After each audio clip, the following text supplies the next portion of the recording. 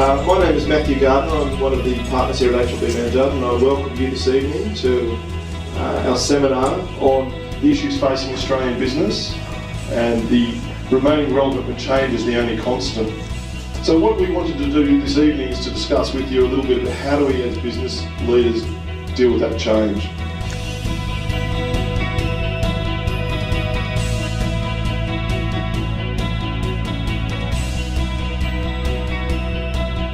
I think it's very important for businesses to be very clear on what you do, what will happen if you do change, and more so what you do if you don't change.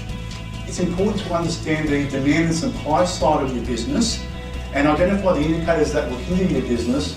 And once you've done that, be prepared to transform your business model and do it pretty quickly. Because if you're done, then your competitors will. And the moment your competitors do it, you no longer become relevant. They do. Now, where this business model goes beyond some of the others that we've seen is what we call the innovation strategy. And more businesses, I believe, are needing to have the innovation strategy embedded into their business model. The context with what we've been dealing with is that there has been a massive change. The gold industry, the resources industry, the gold industry particularly, in 2013 really went through its GFC.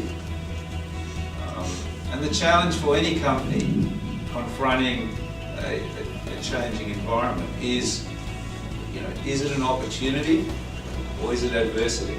Australia has gone from being a premium mining destination a decade ago to being perceived as very difficult by international investors. Gold stocks had their worst sell-off since 1981. The gold price was down 28%, and yet gold stocks were down somewhere in the order of 60%. So there was a big reality check. And suddenly you were confronted with a very changed environment. Your balance sheet often was set up for a company where you thought you could get more money, so you had too much debt.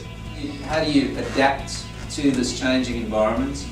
And I think at the core of it is a belief about your people, because all of that and those results came from a very thorough review of our business, looking at things that we were previously doing which didn't make money, and there were just efficiency and innovation gains, some of which I'll talk about.